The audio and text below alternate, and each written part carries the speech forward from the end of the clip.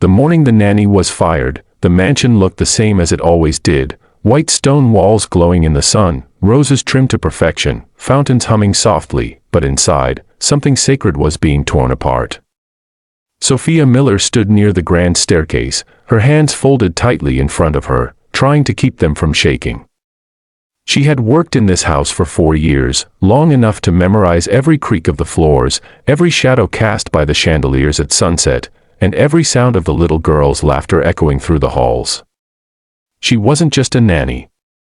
She was the one who woke Amelia when nightmares came, the one who bandaged scraped knees, the one who sat beside her when the world felt too big. Yet now, none of that seemed to matter. Across from her stood Daniel Whitmore, the billionaire owner of the house, a man known in boardrooms as ruthless and unstoppable.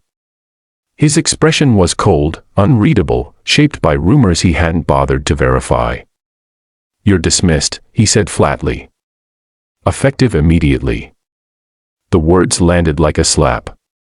Sophia opened her mouth to speak, but nothing came out. She knew what he believed, that she had crossed boundaries, that she was becoming too attached, that staff had whispered she was manipulating his daughter's emotions. None of it was true. She had only loved a child who desperately needed love. Daniel turned away, already done with the conversation, as if 4 years of devotion could be erased in seconds. Sophia nodded slowly, dignity the only thing she could still hold on to, and went to pack her things. She didn't cry. Not yet. She folded her clothes carefully into an old brown suitcase she'd brought from home, the same one she'd arrived with years ago. As she passed Amelia's bedroom, she paused. Inside, the little girl's drawing still covered the walls, stick figures labeled "Me and Sophie," pictures of hearts, suns, and smiling houses. Sophia pressed her hand against the doorframe, silently saying goodbye.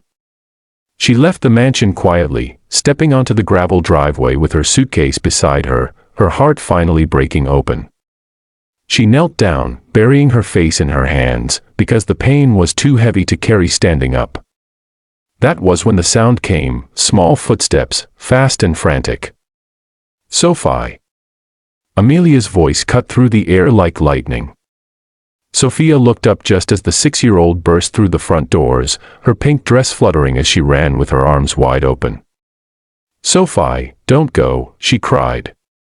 Sophia stood instinctively, dropping the suitcase, but before she could speak, Amelia threw herself into her arms, clinging to her like she was afraid Sophia might disappear if she let go. Behind them, Daniel froze on the steps. He hadn't known Amelia had seen. He hadn't expected this. "Daddy." Amelia sobbed, turning toward him without releasing her grip. "Please don't make her leave. She's my family." The word hit him harder than any business loss ever had. Family. He had built empires, crushed competitors, controlled markets, but he had never learned how to protect something so fragile. Sophia knelt again so she was eye level with Amelia, gently brushing tears from her cheeks. "It's okay, sweetheart," she whispered, even though it wasn't. "I'll always love you." Amelia shook her head violently. "No. You promised you wouldn't leave me." Daniel's chest tightened.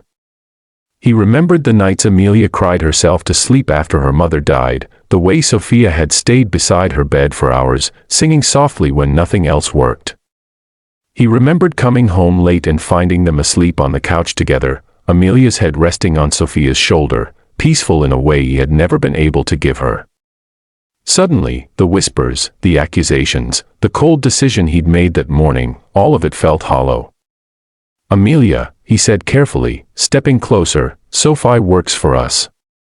Sometimes people have to go." Amelia turned on him, eyes blazing with a pain far too old for her age. "Mom went. Now you're taking Sophie too. You said you wouldn't take people away from me anymore." The driveway fell silent except for the fountain behind them. Daniel felt something crack inside him, a place he had kept sealed for years. He looked at Sophia, really looked at her, and for the first time saw not an employee, but a woman who had given his daughter the one thing money never could, safety. "Why didn't you tell me?" he asked quietly. Sophia swallowed. "Because loving her was never my job requirement," she said softly. "It was just my heart." Amelia hugged her tighter. "Daddy, if she goes, I go too." Daniel's breath caught. He realized then that this wasn't about authority or control, it was about trust. He knelt down in the gravel, a billionaire on his knees, and placed his hand over Amelia's.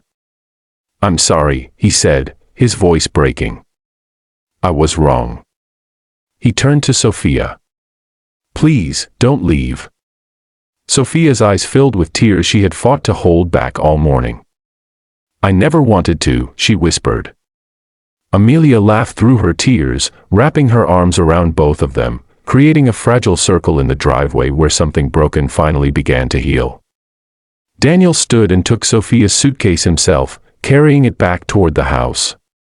That night, Amelia fell asleep between them on the couch, clutching Sophia's hand, while Daniel sat watching, understanding for the first time that family isn't defined by blood or contracts, but by who stays when staying is hard. And if this story touched your heart, if you believe love matters more than wealth and kindness can change even the hardest hearts, don't forget to subscribe to this channel, because more stories like this are waiting to remind us what truly makes a family.